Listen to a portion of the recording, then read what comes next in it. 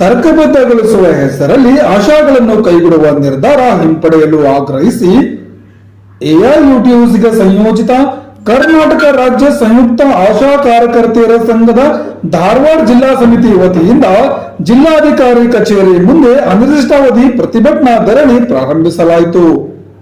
ರಾಜ್ಯ ಉಪಾಧ್ಯಕ್ಷರಾದ ಗಂಗಾಧರ್ ಬಡಿಗೇರ್ ಅವರು ಮಾತನಾಡುತ್ತಾ, ಆಶಾಗಳಿಗೆ ಜನಸಂಖ್ಯೆಯನ್ನು ತರ್ಕಬದ್ಧಗೊಳಿಸುವ ಹೆಸರಲ್ಲಿ ಸಾವಿರಾರು ಆಶಾಗಳನ್ನು ವಜಾಗೊಳಿಸುವ ಆರೋಗ್ಯ ಇಲಾಖೆ ಹಾಗೂ ರಾಜ್ಯ ಸರ್ಕಾರದ ನಿರ್ಧಾರವು ಆಶಾಗಳಿಗೆ ಆಘಾತ ಉಂಟು ಮಾಡಿದೆ. ಜನಸಂಖ್ಯೆ, ಶೈಕ್ಷಣಿಕ ಅರ್ಹತೆ, ಮೌಲ್ಯಮಾಪನ ಇತ್ಯಾದಿ ಹೆಸರುಗಳಲ್ಲಿ ತೆಗೆದುಹಾಕುತ್ತಿರುವುದು ಅತ್ಯಂತ ಅನ್ಯಾಯದ ಕ್ರಮವಾಗಿದೆ. ಕೈಬಿಟ್ಟ ಆಶಾಗಳನ್ನು ನಿಯಮಾನುಸಾರ ಬಿ ಗ್ರೂಪ್ ನೌಕರನ್ನಾಗಿ ತೆಗೆದುಕೊಳ್ಳಬಹುದು ಎನ್ನುವುದು ಕೇವಲ ಬಾಯಿ ಮಾತಿನ ಹೇಳಿಕೆಯಷ್ಟೇ. ಸಾವಿರಾರು ಆಶಾಗಳನ್ನು ವಜಾಗೊಳಿಸುವುದು ಇದರ ಹಿಂದಿರುವ ಉದ್ದೇಶವಾಗಿದೆ.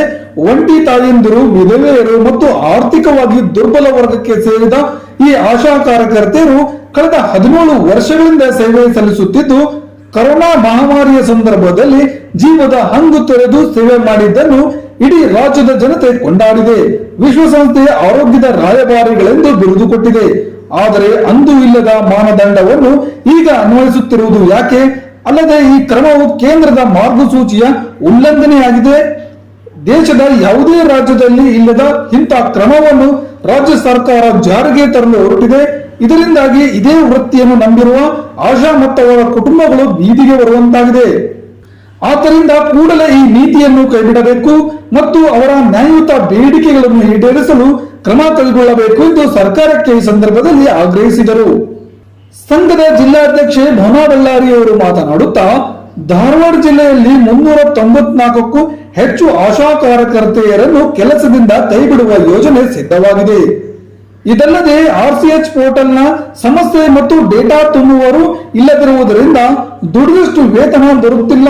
ಇತ್ತೀಚೆಗೆ ಜಾರಿಗೆ ತಂದ ಹೊಸ ಸ್ಪರ್ಶ ಆಪ್ ನಿಂದ 3 ತಿಂಗಳಿಗೊಮ್ಮೆ ಇನ್ಸೆಂಟಿವ್ ಹಣ ಬರುವಂತಾಗಿದೆ.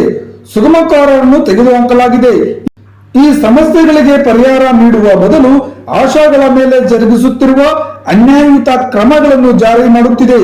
ಈ ನೀತಿಗಳನ್ನು ಕೈಬಿಡುವವರೆಗೂ ಆಶಾ ಕಾರ್ಯಕರ್ತೆಯರು ಈ ಹೋರಾಟ ನಿಲ್ಲುವುದಿಲ್ಲ ಎಂದರು.